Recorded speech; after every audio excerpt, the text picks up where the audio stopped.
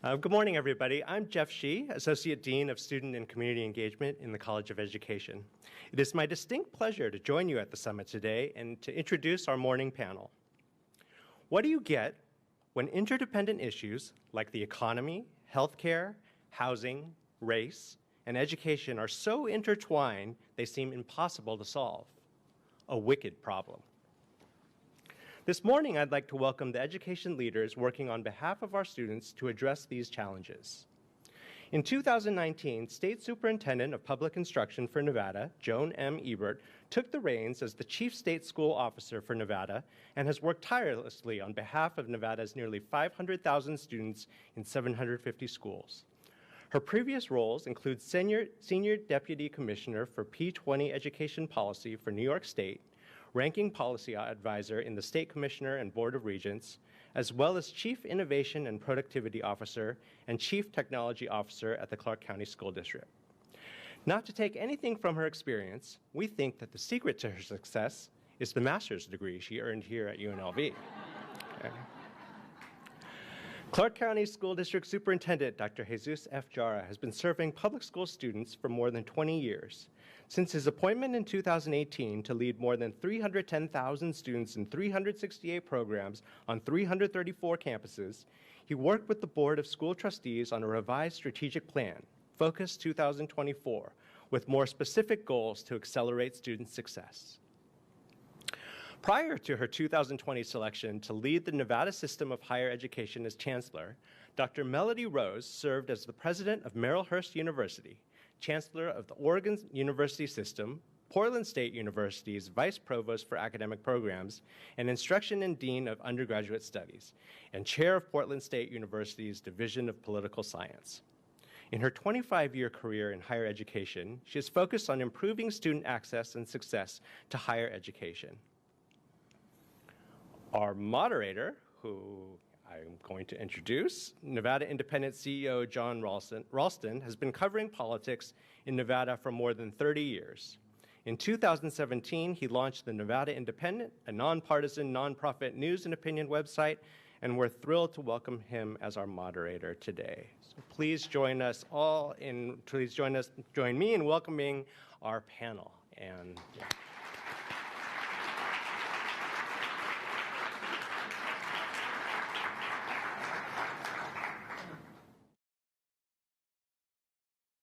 Hello, everybody. I can't tell you what a pleasure it is to be here. I spent some time with the Chancellor last night. We had a very high-level discussion of higher education. You can see it on the Nevada Independent site. And if you think that I'm not going to pass up every opportunity to hype the Nevada Independent, you don't know me very well. I have to tell you, it's unusual to have this panel assembled here with two pariahs, the state superintendent of education. I'm kidding. I'm kidding, really. There's no sense of humor in higher education. Isn't that part of the problem? So let's just start with a general question, which is, and let me let Dr. Jara start on this one. Do you know these people? And what I mean by that is, what kind of integration is going on between higher and lower education in this state? And is it where it should be? Does it need to go further? What's going on? Well, good morning, and I'm so excited to be here and with my panelists, my colleagues here. I do know the Chancellor. I know the President here at UNLV and CSN. Is the connection between K-12 and higher ed, I know has improved. I know we had an initial meeting prior to COVID with the Chancellor and some of what her goals and bringing, obviously, dealing through COVID, to face our challenges. I know the state superintendent and I've had a lot of conversations. So is it where it needs to be? Absolutely not. Is it going in the right direction? Yes. But there's got to be a lot of work and commitment. I know that both higher ed institutions locally here in Southern Nevada are committed to doing the work that needs to happen to help us. I know that Dean Hayes has really invested in time, and the President Whitfield and CSN. So I guess the long answer, the short answer is yes, it's getting better, but it needs to accelerate. What's your take on that? The collaboration between K-12 and higher education. For you to be successful as a state superintendent, I think you'd want to say that is getting better, that is really happening in this state, that it's valued by the higher ed system and the lower ed system, right? Well, it's not only valued, but action. When Chancellor Rose first came on, we met, and I said, you know, it's been keeping me up at night for a very long time, our pipeline for educators. We need over 3,000 educators a year. And higher education at this point in time produces 800 here in our state.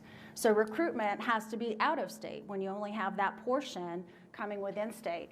But immediately she said, let's spin up a committee together, the State Department of Education, as well as the higher education system, co-chair it, find out those areas where higher education and K-12 are doing the great work together, and amplify it, make sure that it's successful, and expose those areas where we weren't doing so well and put those aside and move forward. So she's been a wonderful partner in that area.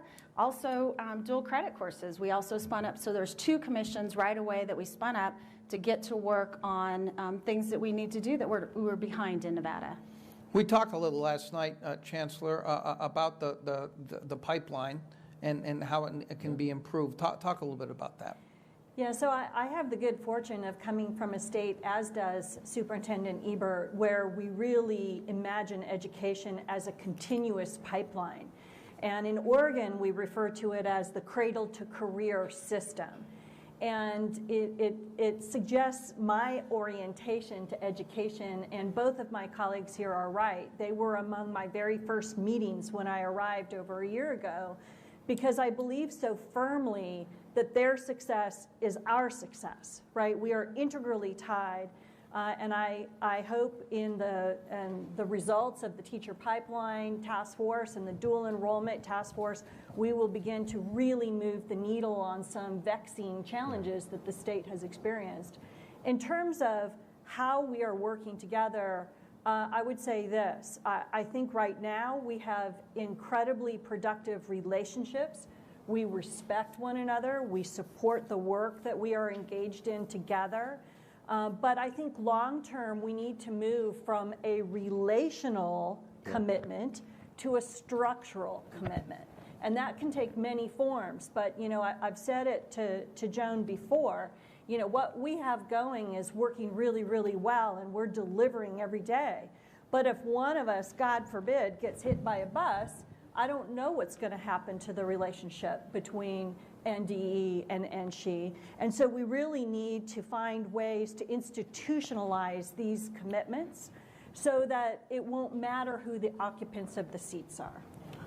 Go ahead. Yeah, and I'd like to piggyback on the dual credit, because I think to the Chancellor's point and the state superintendent, when you look at what we have done in Clark County School District in the last 3 years, we have grown and expanded from 2,000 kids to 4,000 in dual credit. We graduate 24,000 children every year. So that has to expand rapidly, because the talent is here in our schools. So I think institutionalizing it in legislation like other states, and I know that President Zaragoza and I have had many conversations, because in Texas and Florida are states that have institutionalized it in law. Because right now there's an inequity issue that we have to address, because the schools that have it and pay for it, but once it's the legislature takes action, then it becomes part of the law and part of the future, where it's right now what I see is the haves and have-nots. And that is a critical point, that as a state, to keep our kids here in our institutions and building that own pipeline. So that's something that I would say needs to expand quickly. And I know that President Zaragoza, I know UNLV and UNR, all institutions have to move rather quickly for it to happen, for providing access to our kids. I want to let everyone know that there were some questions submitted, and I want to ask some of those. And one of them, Chancellor Rose, will start with you. It has to do with something that we talked about last night, I know is near and dear to your heart. I'll just read the exact question. And she has 2 doctoral granting universities with medical, dental, law, and judicial schools, a state college, 4 community colleges, and a research institute. What else do we need to foster Nevada's economic diversity, ensure stable growth, and address workforce needs in the next 25 years? It's a great question, and I definitely want to give credit to the regents in the room today, because workforce development has been one of our strategic goals for 3 or 4 years. And there's been good work underway on every one of our campuses throughout NSHE. But it's time to really accelerate that work and also add focus around economic development. So I like to carve those out a bit, if I may, because they are too oftentimes used as interchangeable concepts, and they're really quite distinct. So on the workforce development front, really what workforce development is preparing individuals in our communities for jobs that exist today. And so in order to do that well, we've been working very closely at NSHE System Admin Office and with the various campus presidents, with the Governor's Office of Economic Development, in order to crosswalk the data. So first we go to my friend Bob Potts at GoEd, and I say, so Bob, what are the jobs that exist and what are the skills that are needed to be successful in those jobs? And then on our end, we crosswalk that data against what certificates do we have currently, what associate's degrees do we have currently, and we look for the gaps. And those gaps, of course, will be filled by our experts on the campuses. So working hand in glove with GoEd on workforce development is absolutely imperative in getting Nevadans back to work now. But we also have to be thinking long term. And what I've come to understand about the history of my new state is that after the 2008 Great Recession, there was some economic diversification that took hold up in northern Nevada. You've got Panasonic and Tesla and others. But we really haven't made that leap here in southern Nevada. And so in order to do that, we have to appreciate what contributions R1 institutions like UNLV and UNR can contribute, right? That's where you get tech transfer, you get innovation in our labs, in our business park, and you get new opportunities for entrepreneurship. But the other side of that coin, as we discussed last night, is that as our governor is looking to bring new industries to southern Nevada, what do those CEOs ask when they come here? They say, where can I send my kids to school? Are those strong schools that will provide them what they need to be successful adults? Where can my students, go to college? Is there a cultural center? Arts and culture is such a major feature of southern Nevada that's a real strength. So we need to be very assertive in sharing what we can do within higher education to attract the new wave of industry to southern Nevada and all of the state really, but particular need here in the South. Superintendent, address this issue and how it affects lower education and your approach. I mean, you have very different kinds of schools in the urban areas versus the rural areas, but economic diversification helps the whole state, right? The entire state. And investing in education, making sure that our students always are prepared for the workforce. And I love how you brought in the continuum of the P20 education system. But in K-12 right now, looking at where our students are at and how we're supporting them and our educators to move forward is none like any other time. And we know a lot from research on how our children learn. And in some instances, our classrooms look exactly like the classrooms that everyone in this room has been in. And so making that shift, using the time of innovation, using this crisis, the pandemic, looking at what the future is building and building our classrooms toward that future is where the department is focused. The innovation, we use part of our federal funds to make sure that every single school in our state has access to STEM curriculum and resources. Most of you in this room, how many of you have heard of FIRST Robotics? Okay, FIRST Robotics, the robots, we've gone and seen them. We've seen here Cimarron Memorial High School, phenomenal. They've been doing it for a very long time. But it actually starts in kindergarten. That science, when you talk about science, math, and there's nothing better than going into now a first grade classroom, I was in Washoe County School District, where children have programmed little robots on a sheet of paper. And so we need to make sure that that is accessible to every single child in our state. So FIRST curriculum, over the next 3 years, we have 150 schools that actually already participate, but we have 750 schools in our state. So we're rolling that out in partnership with Tesla, as well as REC, to make sure that every single school, every single teacher has access to those resources, to make sure that students are engaged in the curriculum. And my friends in the arts, yes, STEAM, we want to make sure that all of that is inclusive to build out that workforce. You got to start with math, reading, writing, communication skills, to be able to be successful in jobs that aren't even here on the table as you think about workforce today. But we build humans that are ready to occupy any job that's here in Nevada. Superintendent Jar, these discussions, while policies are important, they do come down to money too. You can't implement a lot of these policies without the money. The school district, like every other institution, was hit hard during the pandemic. You got some CARES funding, but that is kind of like here's a pot of money, and the chancellor and I talked about it. It's one-shot money. It's going to go away. What can you do with that money? What more do you need? Yeah, no, and that's what we have to be careful, because it is one-time money that's coming. It has to be spent the next 3 years.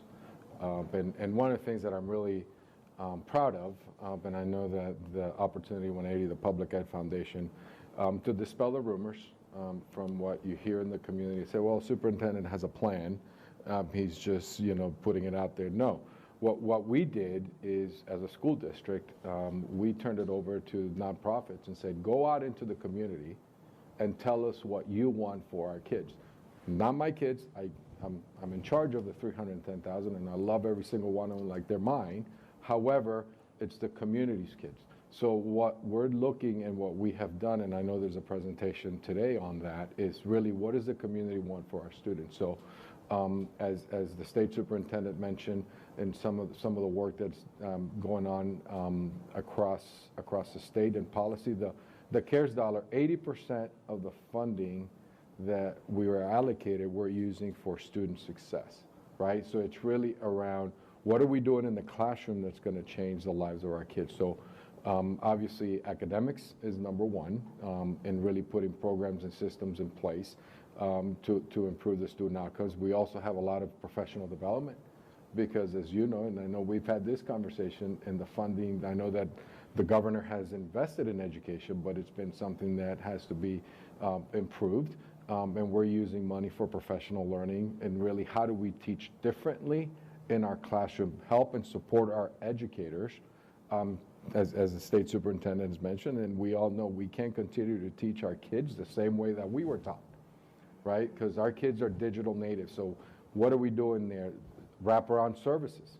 The pandemic has impacted not only our children, but our community and the adults. So what support systems we're putting around wraparound services for kids and adults with some of this funding. Now, how do we then really, after the 3 years, avoid that cliff that we saw back when Obama and his race to the top, that we saw that cliff. So we have to be very careful.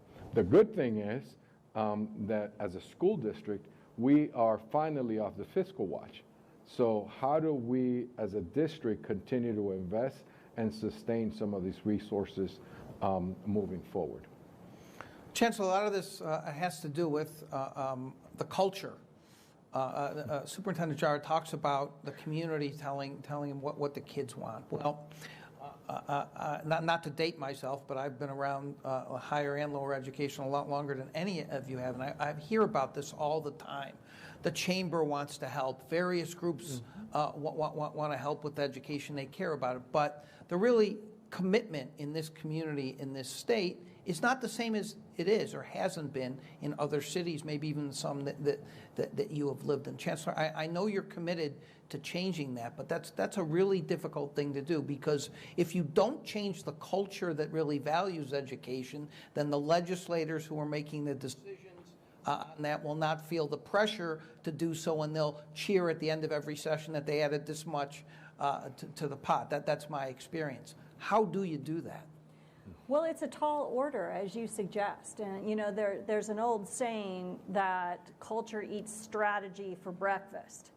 And I believe that's true. So your strategy isn't only going to get you so far if it's not aligned and supported by a cultural change. And culture change takes time. It's hard work, and it requires consistency in our leadership.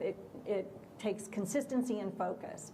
And as I've said before, you know, to me, changing the college-going culture here in Nevada is, for me, the primary task, because it will make everything else easier. And so when I get the opportunity to get into primary schools and talk to 8-year-olds, that is very meaningful work to me, because I always like to think about higher education on a 10-year timeline. So if we're planning well for a 10-year time horizon, we need to know 8-year-olds in the state of Nevada. We need to understand how they think, how they learn, what the risk factors are for them, and what their wraparound needs will be when they get to us 10 years from now. And so it requires higher education, and I know I'm preaching to the choir in this room. It really requires higher education to know 8-year-olds and what their vision is, and what we can do to make their life into higher education smoother. And this goes to a really core metric. One of the lists that I was really paying attention to as I was considering this opportunity is the capture rate. In higher education, we measure what is called the capture rate of graduating high school seniors. And Nevada ranks about 47th out of 50 states for the percentage of graduating high school seniors who continue on into post-secondary education. So there is a metric that we can monitor to assess our progress in cultural change and culture development. But yeah, it's a long-term effort. This is not something we get to do overnight. And it's incumbent on higher education to make the case to kids and families about why a post-secondary degree matters. What difference will it make? What's the ROI? And as you can tell, I'm very passionate about that ROI, and I think we need to elevate our messaging around it. As a state superintendent, excuse me, you have to be concerned about that last statistic that the chancellor mentioned, that capture rate, 47th in the country. I mean, that is to bring that up, and maybe you need more economic diversification to help do that. Maybe you need other things. That's got to concern you every day. Yeah, so the 8-year-olds haven't had the opportunity to see the pathway into higher education. We know as a state, as the capture rate, but also 23% of our population has a higher education degree. So their families have not been engaged. They have not gone through the process of filling out an application. How do you get into college? Is it viable for me? So those conversations, not because these families aren't loving families and children that want to achieve, but they don't understand the pathway to get there. So it's incumbent upon us to make sure that the 8-year-olds can see themselves, even though maybe their family members haven't been participated in higher education, that they can see themselves, that it's a viable pathway, that there's a clear pathway, not just left to their own devices. That's where we, as the Nevadans in education, need to make sure that it's not just the opportunity to go to college, but you have the opportunity to go to college, and this is step 1. This is step 2. You can receive, I was a Pell Grant recipient. You know, there are grants, even though your family may not have the funds that you see right in front of you, there are opportunities. And making sure that it's crystal clear on how to get through those steps is incumbent upon us, and we need to do it together. And Superintendent John, I know you want to jump in, but I do. the point that she makes seems very salient to me in that there's so many of these families who, just because of the makeup of Nevada, just they've never been through college, they don't have the experience. So what is the support system that you're providing for these families so they understand the importance of going on beyond high school? No, absolutely. It's so important, and our population is here. I mean, look, my mother had a 6th grade education. She didn't understand, but it was that counselor, it was that teacher at that school, right? So one of the things that we're putting in place, that we've put in place, is really our counselors having a clear understanding on what it looks like and what does that mean for kids. And some of the things that we've put in place is the assessment, and I know that our balanced assessment system, so we can start identifying kids. I had an opportunity. I was here with the president when we were talking to kids with My Brother's Keeper, and I said, you need to be involved as a student and asking some of these questions. Are you in the right courses to get to be career ready? And I think we miss an opportunity because and I'm guilty myself. I used to say college and career. As the chancellor says, no, it is career, because obviously our industry and our community, there's kids, you can go out here into this community and do very well without going to college.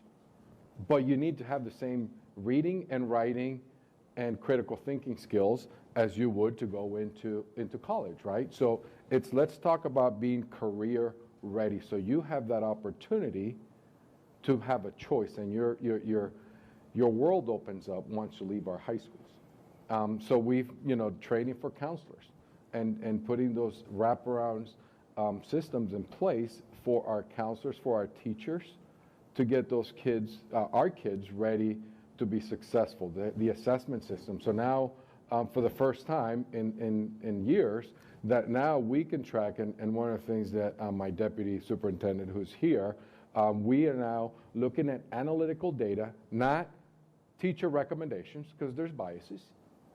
It's how you perform, is what courses you are going to take in 6th grade and 7th grade and 8th grade, and we're going to put you in the right courses as a school system, as adults, taking that away from others, so then we can then say, hey, sweetheart, you belong in Algebra 1 in 7th grade, or you belong in Algebra 2 in 9th grade, because you have demonstrated. So now kids can then perform and do well academically, and that starts to build that self-esteem for the kids to then get into the advanced placement courses, to do dual credit courses.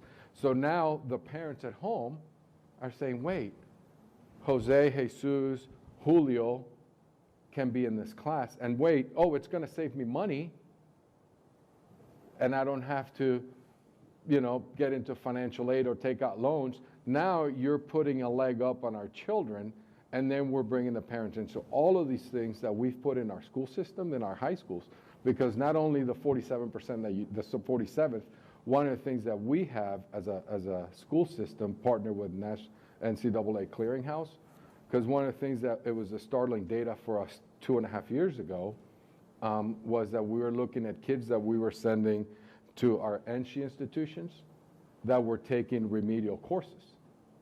That's costing you money and our parents. So now how do we offer the remedial courses while they're still in high school, so when they leave us, they're ready? So all of these things have been put in place, so then we educate the parents, so then they see that there's more opportunities for them to be successful in their higher ed.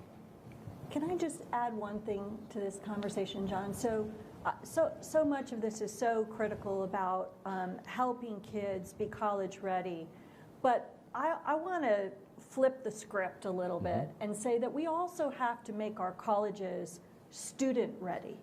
And I think thank you. And there are two quick examples of the work that is already well underway in that transformation. And that's not a Nevada problem, that's a higher education problem.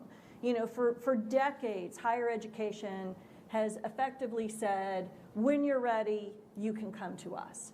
And I think we are now having a national conversation about the fact that we have to say, we're going to take ownership to make sure that we are ready to meet students where they are. Yeah. And that's a very different paradigm for us.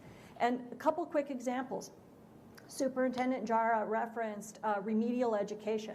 We rolled out NC-wide this fall incredible transformation, moving from remedial education, which carries stigma, which carries cost, which causes students to get discouraged and stop out, to co-requisite education, where we bring kids in the door and we say, we're going to meet you where you are, put you in our standard classrooms, and wrap whatever services you need around you so you can move forward through the system. That is the kind of flipping the script that will change the results.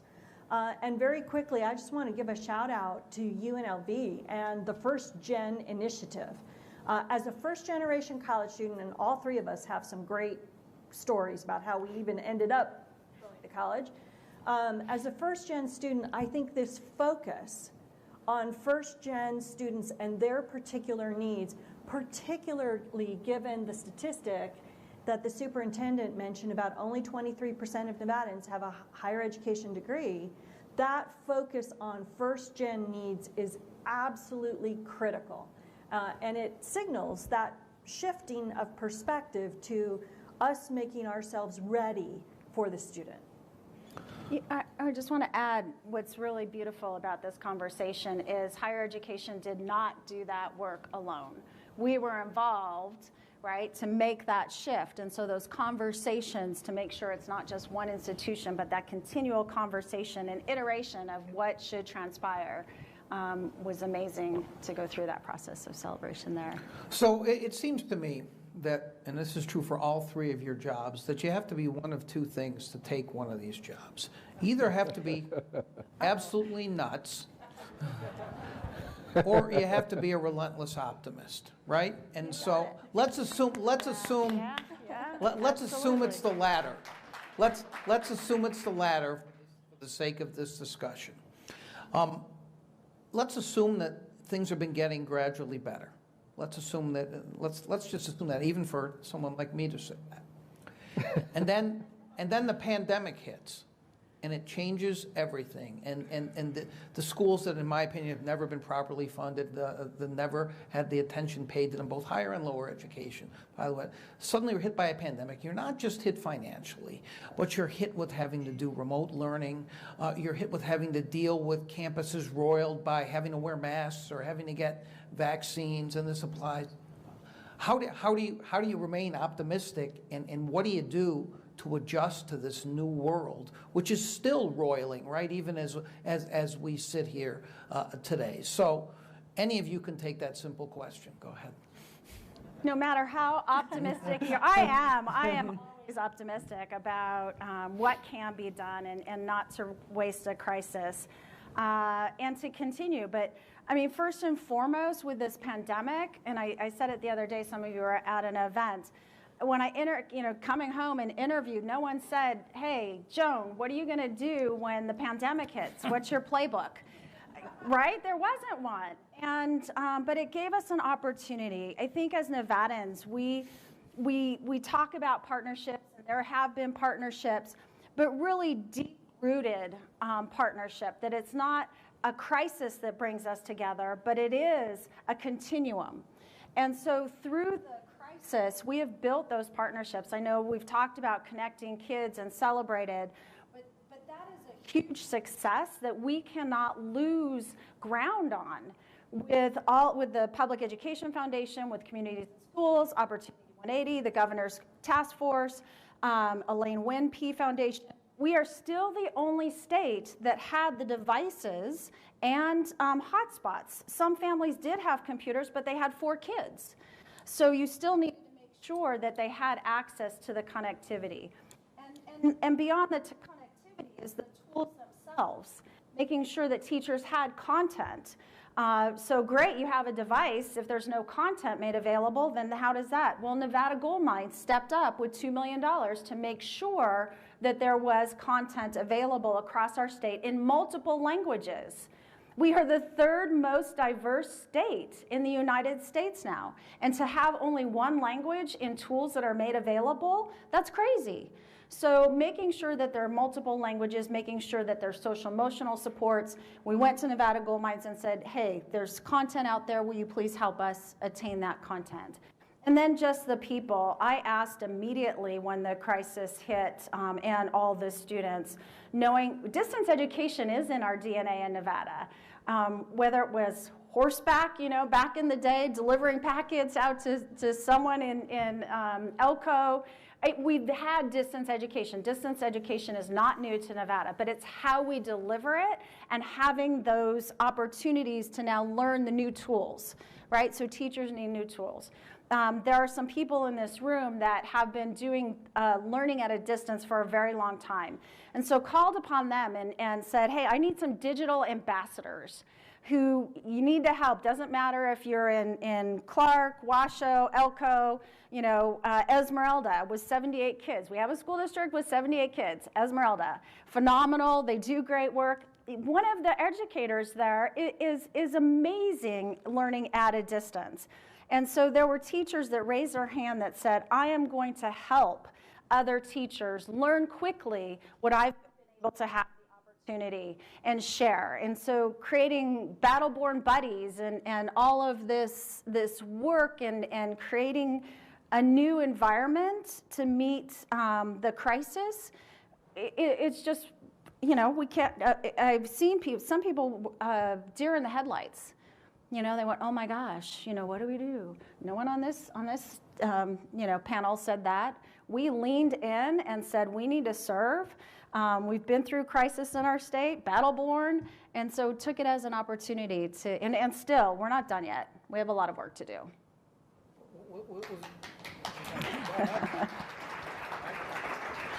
I'm blown away by so you're announcing your candidacy for governor today. I'm kidding.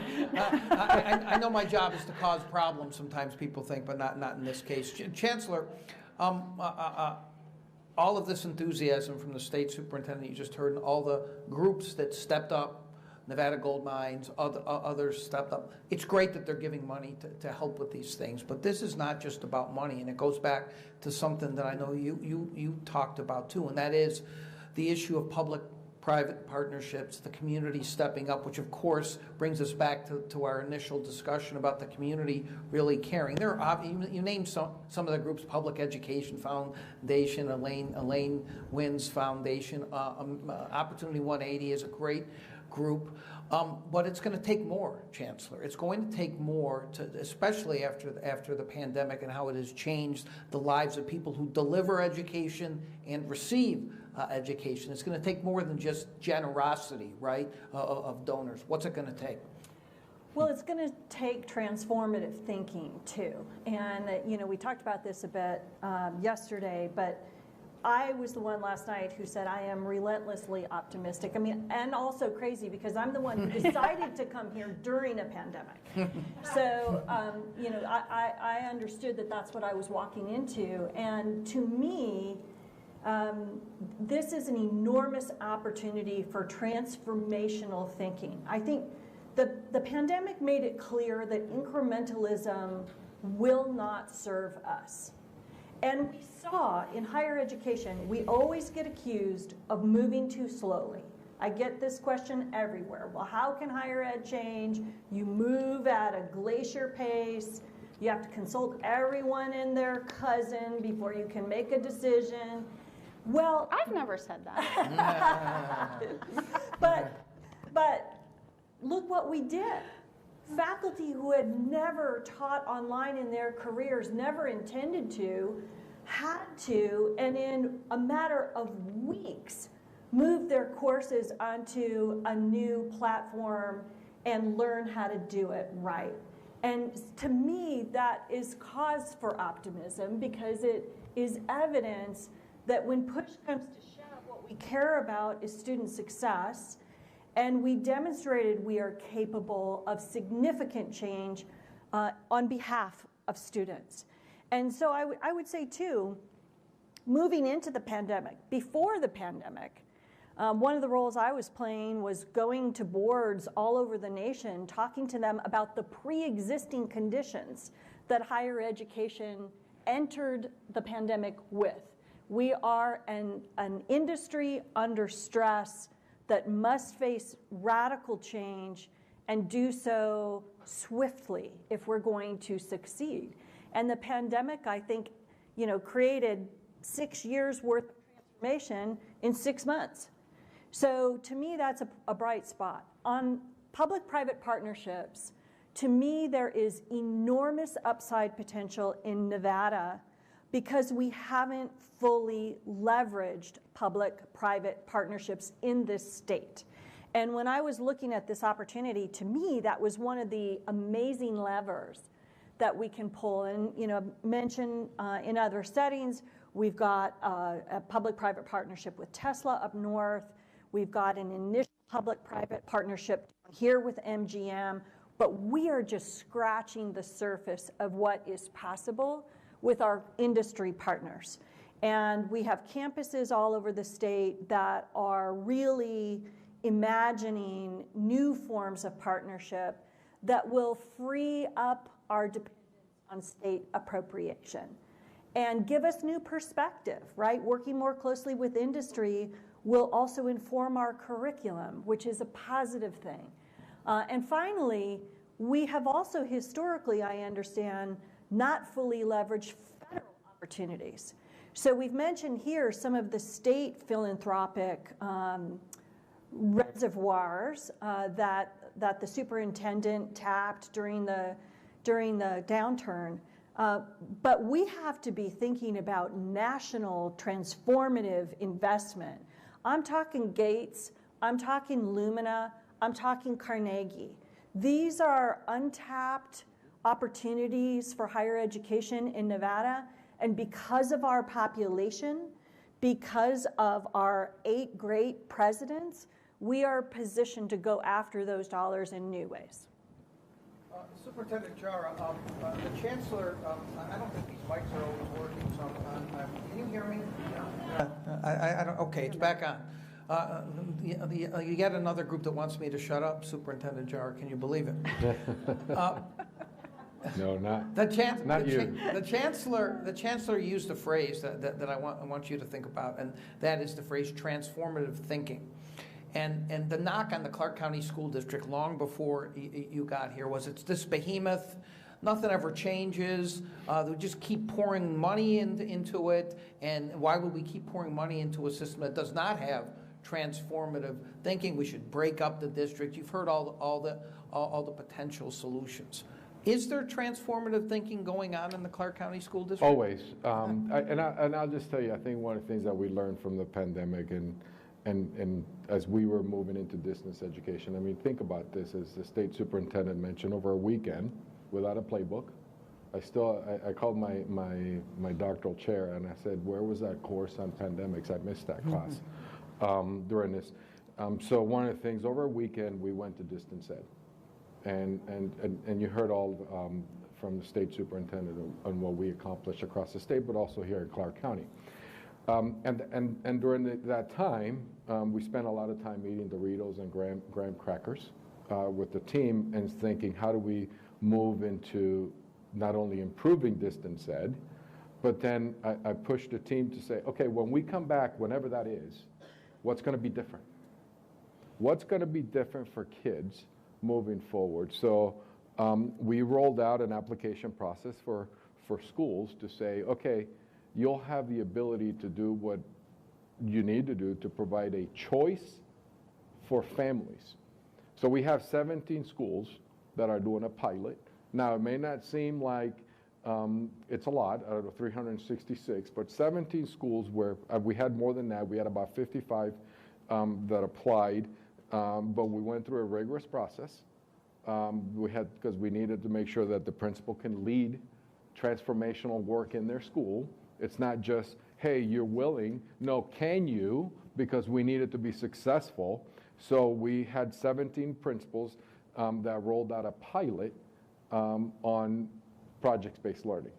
they're providing different opportunities and different ways of teaching in our schools this year. That started this year, but it was just thinking ahead of what are we going to do, and then hopefully it grows to more. Sometimes I think it's part of the culture that the chancellor talks about. Maybe, well, is this going to go away? Is this a fad? So the goal is that we have a broader reach on project-based learning. How are kids learning? You also think about what with this board, what we did in grading. And I know grading, Jackie has reported, great reporter, by the way, in Nevada Independent. I'm giving you a plug, John. Thank you. But one of the things that we need to think about is how we're assessing kids. You know, and you hear from everybody, even at my close friends, they're like, well, that's not how I was graded. I say, well, when did you go back? When was the last time you were in school? Kids are learning different. All I care about is that a child can demonstrate that they've mastered the content. That is all I care. Some kids, it takes them 180 days. Other kids, it takes them 90 days. But right now, we have a system of educating kids, and every 9 weeks, we give them a report card, and every 180 days, we see it, and they moved on. Well, we need to transform our thinking, and proud of the grading policy. And by the way, it was brought forward by principals that said, superintendent, can we? And I said, bring me a policy, then I'll take it to the board. So obviously, it's not as big as we wanted, and the transformation, but the 5th largest district, we are moving in the right direction as we're coming out of this pandemic. Well, we have about 10 minutes left or so in this discussion. I think it was the state superintendent who mentioned how diverse this state is now, which is both wonderful, but it's also a challenge for educators. Are the teachers, the professors, as diverse as the students that they're teaching? Do they have the language skills in certain places to make sure that everyone is getting the same education? What's being done to confront that diversity? Chancellor, start with you. Yeah, thank you for the question. You know, I don't believe there can be excellence without equity. And I think we have a long way to go in NSHE on that front, but I will say it starts at the top. And the Board of Regents has hired one of the most diverse sets of CEOs of any state in the nation. And I think that that progress needs to be acknowledged. Our presidents really look like Nevada, and I think that that is a huge step in the right direction. Now, what I want to see is a teaching corps and employees who also look like our students. So what I would say is we have gaps right now in between.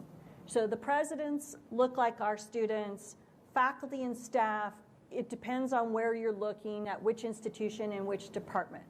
And so with equity as the goal, because we know that students who learn from individuals with shared cultural heritage persist and complete at higher rates than those who don't, right? This is evidence-based.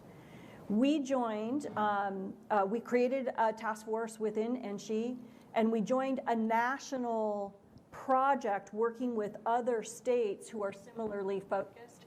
And we're currently in the data collection phase because first we have to understand where the gaps are, and then this task force was set about creating a set of strategies to close those gaps, and we'll need some policy development at the regents and likely investment, because it is an investment to make sure that we have that diversity at every level.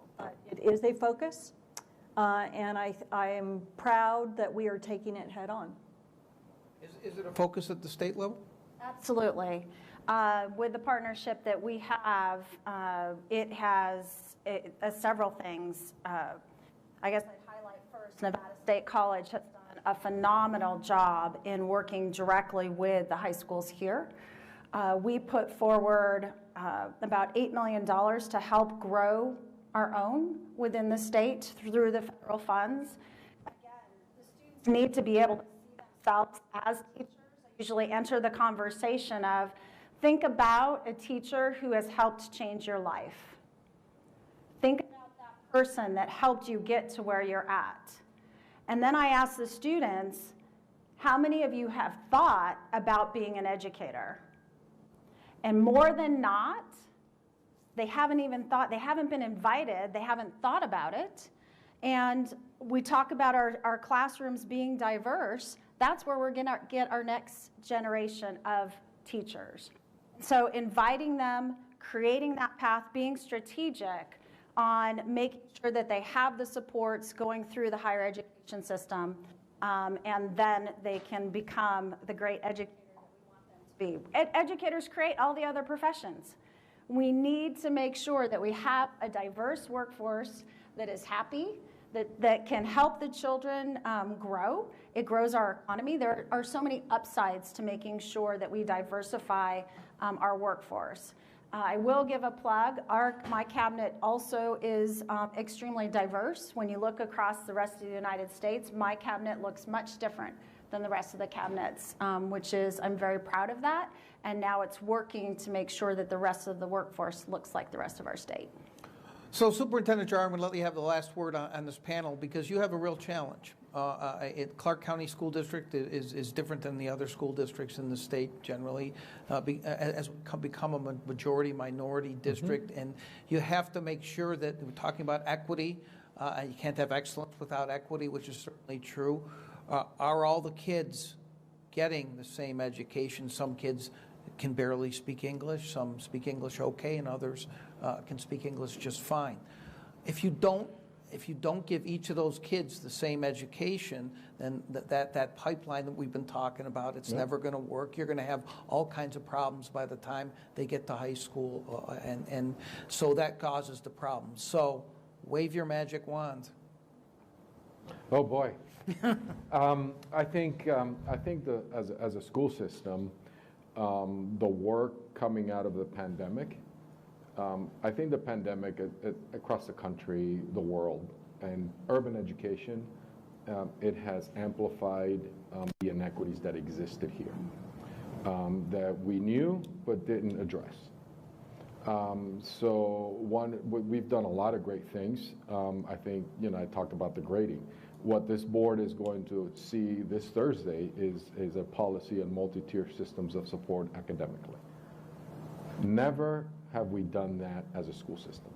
We have now is how do we scaffold the education opportunities for all children across every school? Because, and you hear, and I think, back to 2015 and 17, well, every community has their own, and I think that was a conversation about the reorganization and that whole thing. But you look at urban education across America, very similar to what we see here. There's got to be three key things. Every single student, no matter whether they're in Moapa, Laughlin, City of Las Vegas, West Las Vegas, has to have access to the same curriculum. We do now in mathematics.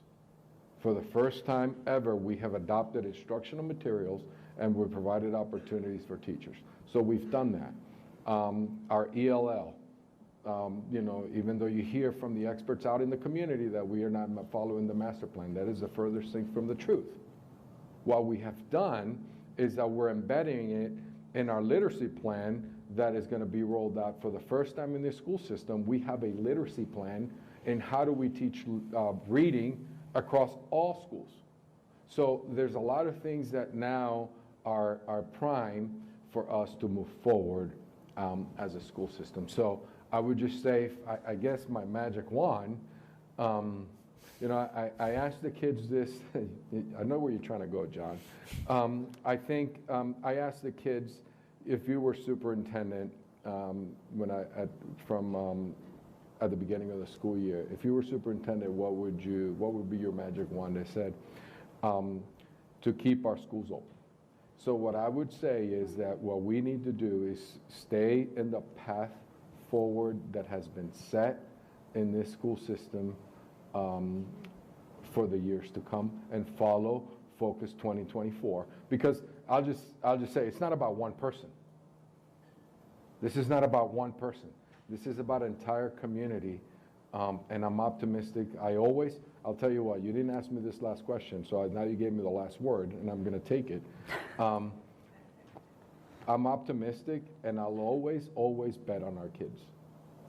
I always bet on our kids, no matter who's in front of them, no matter who's leading them, our kids will always perform well if you have the right adults in front of them. Well said.